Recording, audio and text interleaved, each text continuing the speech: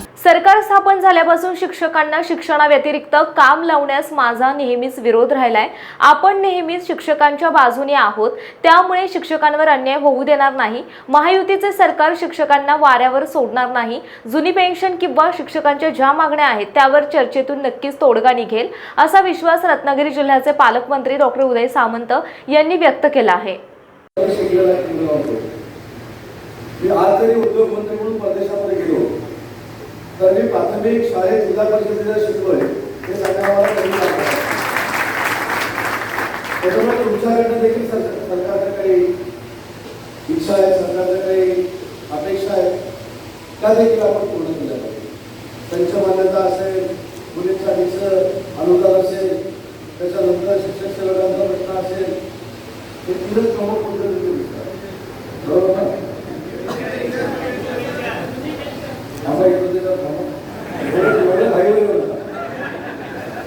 मला माहित आहे कुठं काय बोलायचं ते चांगलं माहित असल्यामुळं पोस्टमध्ये मागे गेल्यानंतर सुद्धा 50,000 निवडून आला, त्यामुळे जरा शांत तरी आहे सगळ्यांची।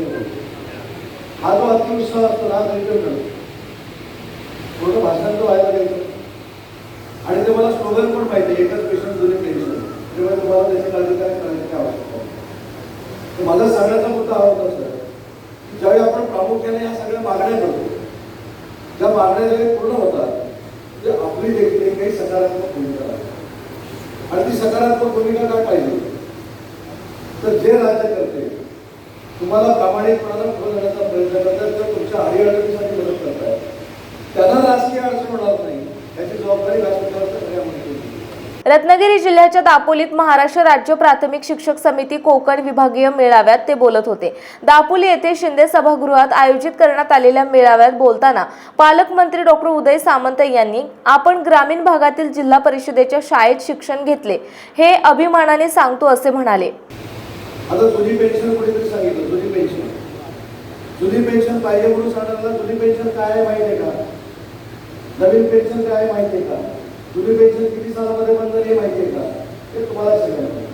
म्हणून माझं असं म्हणणं आहे की सरकारचा एखादा राज्यकर्ता समोर आला म्हणजे मी बोललो हे दाखवण्यासाठी बोलतो।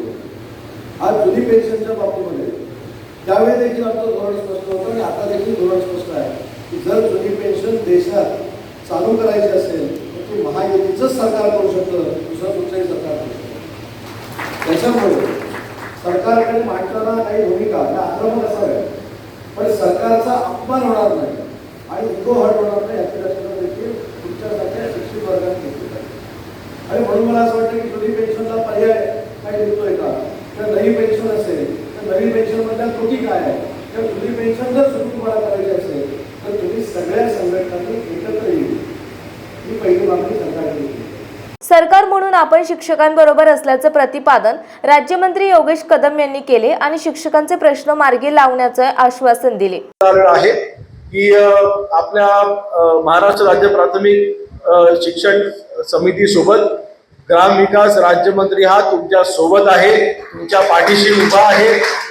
आपले जे काही प्रश्न असतील ते प्रश्न मांडण्याकरिता नक्कीच मी आपल्या सोबत आहे हा शब्द आपल्या सर्वांना देण्याकरिता आज मी फक्त इथे उपस्थित झालेलो आहे। आणि दुसरं एक शिक्षण सेवकांच्या बाबतीमध्ये देखील प्रश्न वारंवार तिथे उपस्थित होतो। ज्यावेळेला बदलीचा जो काही मधला कालावधी जातो आणि जे काही तिथे पोकळी निर्माण होते ती पोकळी भरण्याकरता तात्पुरती शिक्षण सेवकांची तिथे जी नियुक्ती केली जाते, ह्या सगळ्या नियुक्त्या आपल्या सर्वांना कल्पना आहे की या स्थानिक आमची सगळी मुलं असतात आणि ह्या सर्वांना तात्पुरत्या स्वरूपामध्ये आपण 1 वर्ष कधी 2 वर्ष म्हणून आपण नियुक्ती आपण देतो आणि बदलीने जेव्हा शिक्षक तिथे येतात आणि जागा जेव्हा भरली जाते तेव्हा आपण त्याला कमी करतो।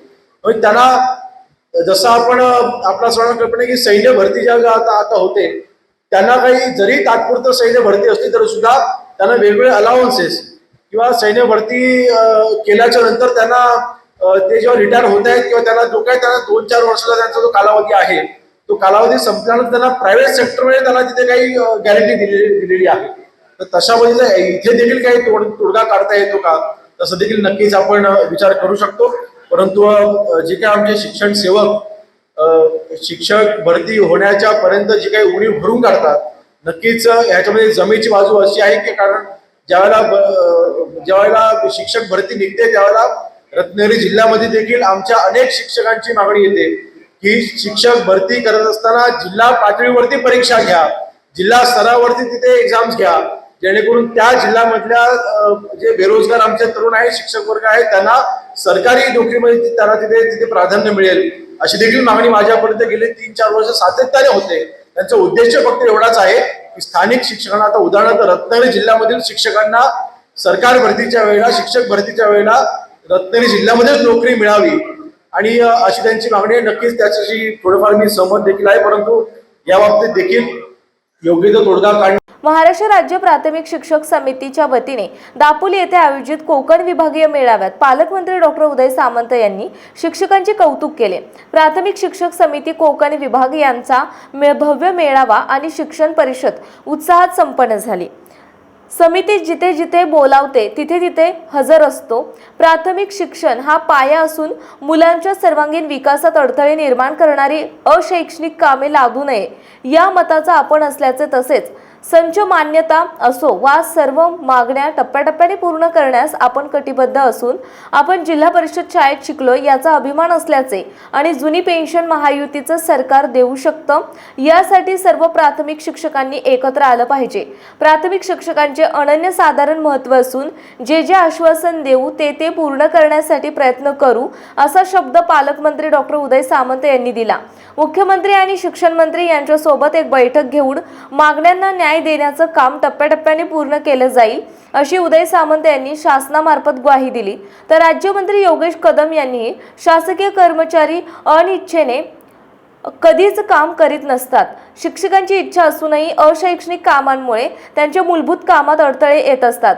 शासन आणि प्रशासन एकत्र येऊन तणावमुक्त काम केल्यास सुशासन राहील असे सांगत, कोणतीही शाळा बंद होणे ही काय शोभनीय बाब नाही, कोणतीही शाळा बंद पडणार नाही, तसेच आपल्या कोकण विभागासाठी डोंगरी निकष कसे लागू होतील यासाठी प्रयत्नशील राहू आणि विविध मागण्यांसंदर्भात राज्य शिक्षक समितीच्या भूमिकेशी मी सहमत असून शिक्षकांनी शाळेच्या गावात 24 तास उपस्थित असणं अपेक्षित नसून शालेय कामकाजासाठी वेळेत उपस्थित असणे गरजेचे आहे. आपण 2 दिवसात आपल्या प्रश्नासंदर्भात मंत्री महोदयांसोबत बैठक घेऊ असे आश्वासन दिले. 3 प्रमुख मागण्यांसाठी उपमुख्यमंत्री आणि शिक्षण मंत्री यांच्यासोबत बैठकीत तोडगा काढला जाईल असे मंत्री योगेश कदम यांनी सांगितले. तर शिक्षक आमदार ज्ञानेश्वर म्हात्रे यांनीही आपण शिक्षकांचे विविध प्रश्न सोडवण्यासाठी कटिबद्ध असल्याचं सांगितलं. उदय शिंदे शिक्षक नेते, राज्य सरचिटणीस राजन कोरगावकर, विजयकुमार पंडित, राज्य सल्लागार यांनी मंत्री महोदयांकडे विविध मागण्या मांडल्या. प्रारंभी स्वागत अध्यक्ष तथा कोकण विभाग अध्यक्ष अंकुश गोफणे यांनी उपस्थितांचे स्वागत आणि प्रास्ताविक केले. यानंतर जिल्हानिहाय संघटनात्मक आढावा, शिक्षक विद्यार्थी समस्यांबाबत चर्चा करण्यात आली. तसेच संघटनात्मक आणि प्रशासकीय कामांविषयी विविध मान्यवरांनी मार्गदर्शन केले. महाराष्ट्रातील तसेच कोकणातील महत्त्वाच्या बातम्या पाहण्यासाठी कोकण 24 तास न्यूज चॅनलला यूट्यूबवर सबस्क्राईब करा आणि बेल आयकॉन प्रेस करा.